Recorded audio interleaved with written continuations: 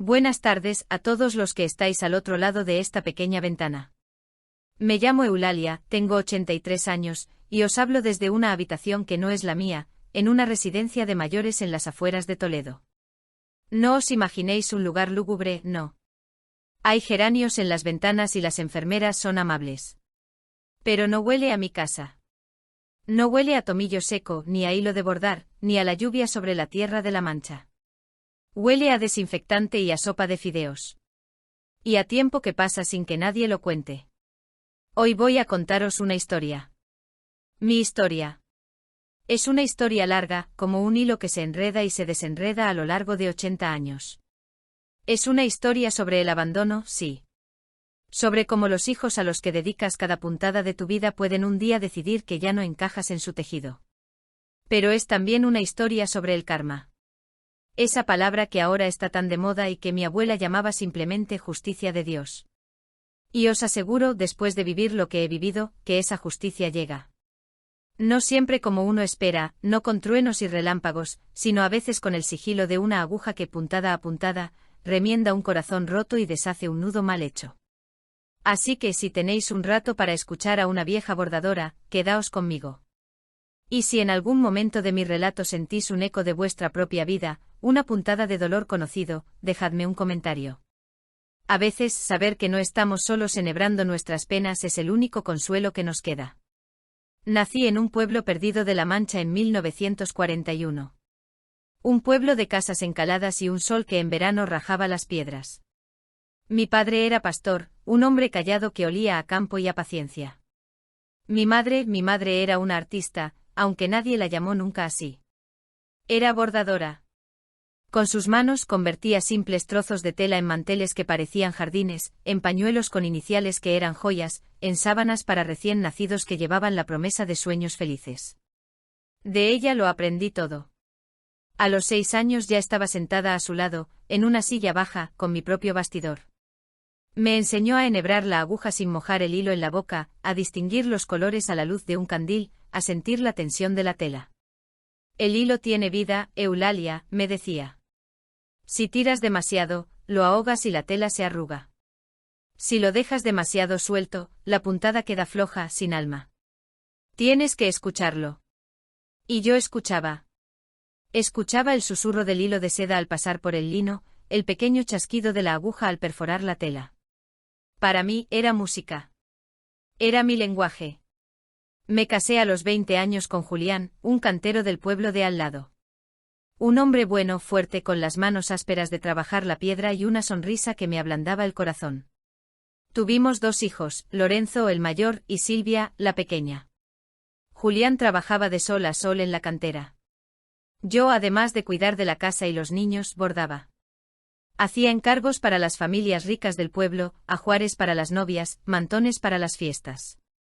Cada peseta que ganaba con mi aguja iba a parar a una caja de lata. Era para los estudios de mis hijos. Yo no quería que Lorenzo tuviera las manos de su padre, ni que Silvia dependiera de un marido como yo. Quería que volaran alto. Y volaron. Lorenzo estudió Derecho en Madrid.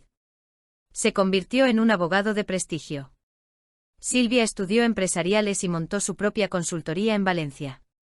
Estaba tan orgullosa de ellos que el corazón no me cabía en el pecho. Julián y yo nos mirábamos a veces en silencio por la noche y sabíamos que todo el sacrificio había merecido la pena. Julián murió hace 10 años. El polvo de la cantera se le había metido en los pulmones y un día, simplemente, dejó de respirar. Me quedé sola a los 73 años. Mis hijos vinieron al funeral. Lorenzo con su traje oscuro y su móvil que no dejaba de sonar. Silvia con sus gafas de sol de marca y su gesto de impaciencia. Después del entierro se sentaron conmigo en la cocina. Mamá, empezó Silvia, siempre tan directa, tan eficiente. No puedes quedarte aquí sola. Esta casa se te va a caer encima. Tienes que vender y venirte a la ciudad. Estarás más cerca de nosotros, más atendida. Esta es mi casa, respondí, aferrándome a la taza de manzanilla como si fuera un ancla. Aquí viví con vuestro padre. Aquí está mi vida. Mamá, sé realista, dijo Lorenzo. Ya no eres una niña. Necesitas cuidados. Y nosotros tenemos nuestras vidas, nuestros trabajos. No podemos estar viniendo cada fin de semana a La Mancha. Entendí entonces lo que querían decir. No era preocupación. Era conveniencia. Mi vejez, mi soledad, era un problema logístico que querían resolver de la forma más rápida y eficiente posible. Me negué. Durante 2 años me aferré a mi casa, a mis recuerdos, a mis bordados. Pero la soledad es una mala hierba que crece en el silencio. Mis amigas del pueblo habían ido muriendo o marchándose con sus hijos. La artrosis en mis manos me impedía bordar como antes. Los días se hicieron largos, las noches interminables. Mis hijos llamaban cada vez menos. Estoy muy liado, mamá. ¿Pasa algo urgente? ¿Necesitas dinero? Nunca aún, ¿cómo estás de verdad? Nunca aún te sientes sola. Hace 3 años, después de una gripe que me dejó en cama una semana y que nadie vino a cuidarme excepto una vecina, cedí. Está bien, les dije por teléfono. Venderé la casa. La alegría en sus voces fue casi indecente. En menos de un mes, lo organizaron todo. Un agente inmobiliario de Ciudad Real vendió la casa por un precio que me pareció ridículo, pero ellos dijeron que era lo de mercado. Una empresa de mudanzas vació mi vida en cajas. Cajas que, me enteré después, nunca llegaron a sus casas. Las llevaron directamente a un guardamuebles. Y a mí me llevaron aquí. A la residencia El Amanecer Dorado. Un nombre bonito para un lugar donde la gente viene a esperar el atardecer definitivo. Estarás muy bien aquí, mamá, dijo Silvia, dándome un beso rápido en la mejilla que olía a perfume caro. Hay actividades, médicos, otras personas de tu edad. Haremos lo posible por venir a verte a menudo. Lo posible. Esa palabra tan elástica que puede significar mañana o nunca. Los primeros meses fueron un infierno. Me sentía arrancada de mi tierra, de mi identidad. Las paredes blancas, el olor a limpio, la amabilidad profesional de las enfermeras, todo me resultaba ajeno, frío. Compartía habitación con Amparo, una mujer de 90 años que había perdido la memoria y pasaba el día llamando a su madre. Por la noche sus lamentos me rompían el corazón y me recordaban mi propia orfandad. Mis hijos cumplieron su promesa a su manera. Lorenzo llamó el primer mes una vez por semana. Silvia vino un domingo, se quedó 1 hora y me trajo una caja de bombones que no me gustan. Luego el silencio. Las llamadas se espaciaron. Las visitas desaparecieron. Los cumpleaños se convirtieron en un mensaje de WhatsApp. Felicidades, mamá. Te queremos, ¿me querían? ¿Qué significaba esa palabra para ellos? Intenté hablar con ellos. Lorenzo, hijo, me siento muy sola aquí. Mamá, no empieces. Estás cuidada, no te falta de nada. ¿Qué más quieres? No puedo dejar mi bufete para hacerte compañía. Silvia, cariño, ¿cuándo vais a venir los niños y tú? Ay, mamá, es que Valencia está muy lejos. Y los niños tienen extraescolares, cumpleaños, es un lío. Ya veremos en verano. El verano llegó y se fue. Se fueron de crucero por las islas griegas. Vi las fotos en el Facebook de mi nieta. Mares azules, sonrisas blancas, cócteles con sombrillitas. Ni una sola llamada para su abuela. Fue entonces cuando lo entendí. No era que no tuvieran tiempo. Era que no tenían ganas. Me había convertido en un recuerdo incómodo. En una obligación que preferían posponer indefinidamente. La tristeza se convirtió en una manta pesada que me cubría día y noche. Dejé de salir de mi habitación. Dejé de ir al comedor. Dejé de hablar. ¿Para qué? Y entonces, cuando estaba en lo más hondo del pozo, ocurrió el primer giro del destino. Una mañana, una voluntaria nueva empezó a venir a la residencia. Se llamaba Clara, una chica joven de unos 25 años, que estudiaba historia del arte. Era dulce y paciente. A diferencia de los demás, no me trataba como a una niña ni como a una enferma. Me hablaba como a una igual. Un día entró en mi habitación y me vio con mi bastidor en el regazo. No estaba bordando, solo lo sostenía. Hacía meses que no tenía fuerzas para dar una puntada. «Qué bonito», dijo Clara. «¿Es suyo?» Asentí. «¿Me enseña lo que está haciendo?» Nada, respondí. Ya no puedo. Las manos no me responden. Clara se sentó a mi lado. Mi abuela también bordaba. Decía que cada puntada era un pensamiento que se quedaba atrapado en la tela. Esa frase me tocó el alma. Mi madre decía que el hilo tiene vida, susurré. ¿Puedo ver sus trabajos?, preguntó Clara. Si tiene alguno. Dudé. ¿Para qué mostrarle mis trapos viejos, como los llamaba Silvia? Pero algo en su mirada me hizo ceder. Le señalé una vieja maleta de cartón debajo de mi cama. Ahí hay algunos. Clara la abrió con delicadeza, como si fuera un cofre del tesoro. Sacó los manteles, los pañuelos, un viejo mantón de Manila que había bordado para mi boda. Se quedó sin aliento. Señora Eulalia, esto es increíble. La técnica, los colores, el diseño, esto no es artesanía. Esto es arte. Me eché a reír, una risa seca, sin alegría. Son solo bordados, hija. Cosas de viejas. No, dijo Clara, muy seria. Se equivoca. ¿Puedo hacerles unas fotos? Le dejé hacer. No me importaba. 2 semanas después, Clara volvió con los ojos brillantes de emoción. Traía una tablet. Señora Eulalia, he estado investigando.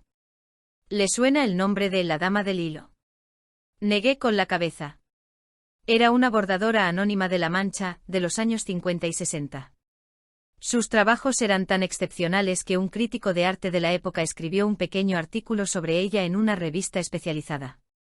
Decía que sus bordados tenían el alma de la tierra y la precisión de un relojero. Pero nadie supo nunca quién era. Se la conocía solo por ese apodo. ¡Qué historia tan bonita!, dije sin entender a dónde quería llegar. Clara me mostró una foto en la tablet. Era una imagen en blanco y negro de un pañuelo bordado con un cardo. Mi corazón se detuvo. Ese pañuelo. Lo reconocí. Lo había bordado yo. Tenía 17 años. Lo vendí a un viajante que pasaba por el pueblo para comprarle a mi madre unas medicinas. Este pañuelo, dijo Clara, está en el Museo del Traje de Madrid. Se considera una de las mejores piezas de bordado popular español del siglo XX. Y la firma, mire. Amplió la imagen. En una esquina, casi invisible, bordado con un hilo del mismo color que la tela, había una pequeña E. He comparado la puntada de este pañuelo con la de los suyos. Es la misma. La misma tensión, el mismo nudo final. Señora Eulalia, usted es la Dama del Hilo. Me quedé en silencio. El mundo a mi alrededor pareció desvanecerse. La Dama del Hilo. Yo.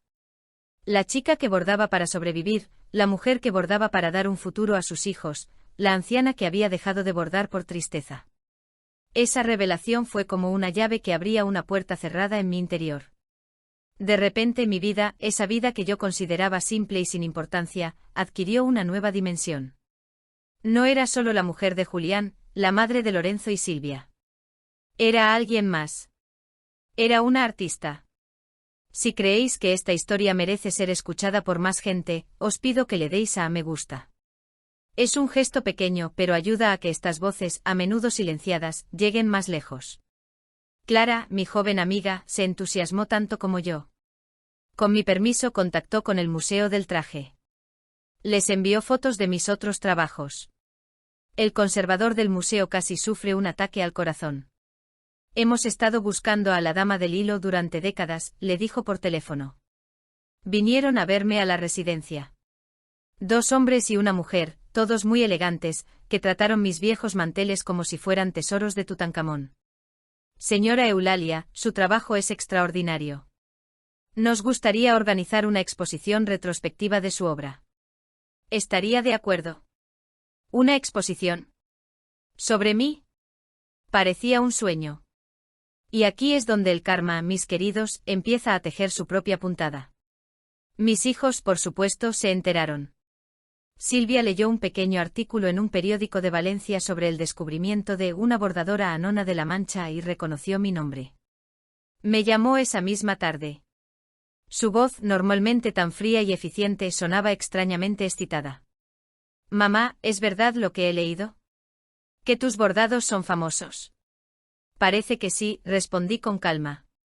¿Pero valen dinero? Ahí estaba la pregunta clave. Parece que sí, repetí. Hubo una pausa. Mamá, tenemos que hablar. Voy a ir a verte este fin de semana.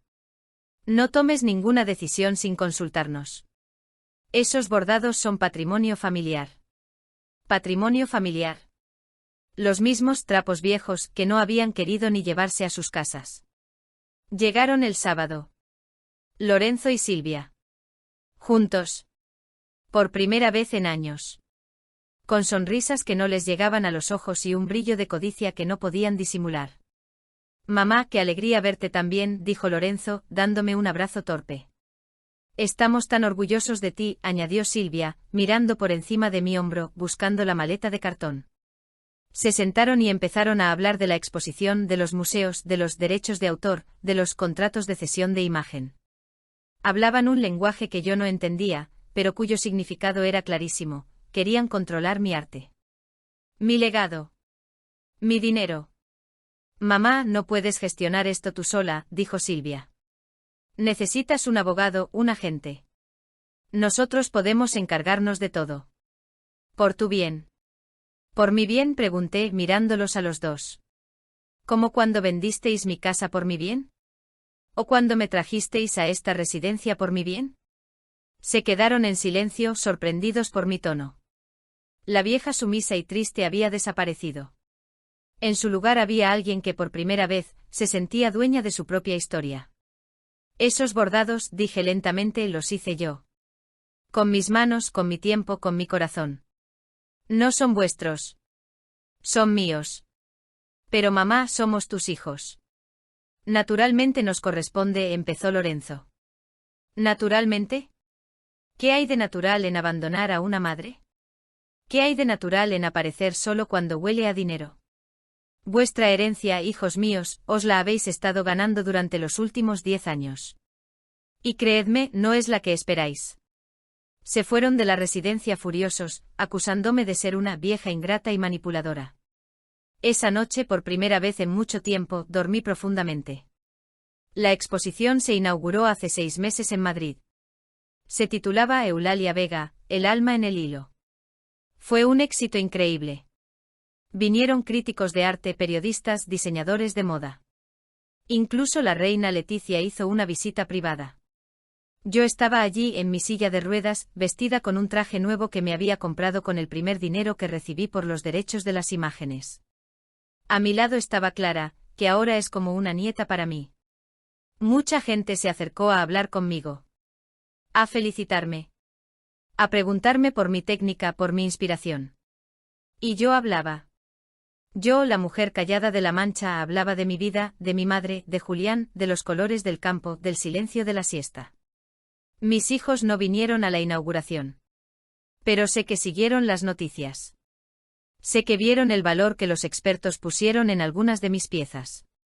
Cifras con muchos ceros. Cifras que ellos creían que les pertenecían. Y ahora, llegamos al final de la historia. A la última puntada. La que lo ata todo. Como os dije al principio, tengo 83 años. Mi salud es frágil. Sé que no me queda mucho tiempo en este mundo. Y he tomado mis decisiones. Hace un mes, llamé a un notario. Un hombre joven y amable que vino a la residencia. Quiero hacer testamento, le dije. Y se lo dicté. A mis hijos Lorenzo y Silvia, les dejo a cada uno 1 euro. 1 euro simbólico para que conste que no los he olvidado. Y les dejo también una caja. La caja de lata donde guardaba el dinero que ganaba bordando para pagar sus estudios. Ahora está vacía. Quiero que la tengan para que recuerden el origen de su éxito. Y para que entiendan el valor de lo que despreciaron. El resto de mi patrimonio, que incluye el dinero de la venta de la casa y los ingresos generados por mi obra, lo dejo íntegramente a una fundación que quiero crear. Se llamará La Dama del Hilo. Y su propósito será doble. Primero, crear becas para que jóvenes sin recursos, especialmente de zonas rurales, puedan estudiar historia del arte, restauración o diseño. Quiero que otros tengan la oportunidad de descubrir y valorar la belleza, como Clara hizo conmigo. Segundo, financiar talleres de bordado y otras artesanías tradicionales en residencias de mayores de toda España. Para que ninguna otra mujer sienta que sus manos, su saber, su vida, ya no valen nada. Para que puedan seguir tejiendo sus historias hasta el último día. El notario lo escribió todo. Lo firmé. Y sentí una paz que no había sentido en toda mi vida. Mis hijos se enterarán cuando yo ya no esté aquí. Se enfadarán. Probablemente intentarán impugnar el testamento. Pero no podrán. Estoy en plenas facultades mentales, y Clara y el director del museo son testigos de ello. No lo hago por venganza. La venganza es un hilo que se pudre. Lo hago por justicia. Por equilibrio. Por karma. Ellos eligieron el dinero. Yo elijo el legado. Ellos eligieron el olvido. Yo elijo la memoria. Mi historia, la de una bordadora anónima, servirá para que otros jóvenes puedan encontrar su camino. Mi dolor, mi soledad, se transformarán en compañía y creatividad para otras ancianas. Eso, para mí, es la puntada final perfecta. El nudo que asegura que el bordado de mi vida no se deshilache, sino que continúe en otras manos, en otras telas, en otras historias. La semana pasada recibí una carta. Era de Lorenzo. Una carta torpe, mal escrita, llena de tachones. Mamá. He estado pensando. Quizás no hemos hecho las cosas bien. Me gustaría volver a hablar contigo. Sin abogados, sin dinero de por medio. Solo tú y yo. Tu hijo. Lorenzo.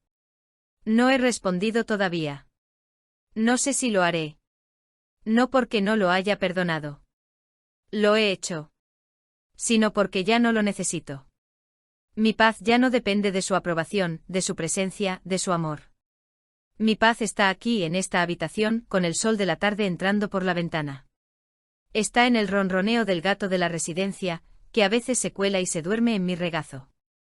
Está en las llamadas de Clara, que me cuenta sus avances en la tesis que está haciendo sobre mi obra. Está en el recuerdo de Julián, que sé que estaría orgulloso de mí. Y está aquí en este bastidor que tengo en las manos. He vuelto a bordar. Despacio. Con dificultad. Pero he vuelto a hacerlo. Estoy bordando un pequeño pañuelo. Con hilos de seda de colores vivos. Estoy bordando un amanecer. Un amanecer dorado como el nombre de esta residencia que al principio me pareció una cárcel y que ahora es el lugar donde he renacido. Cuando lo termine se lo regalaré a Amparo, mi compañera de habitación, la que llama a su madre por las noches. Quizá no entienda el gesto, pero sé que sentirá el calor del hilo, la vida que hay en cada puntada. Porque eso es lo que aprendí.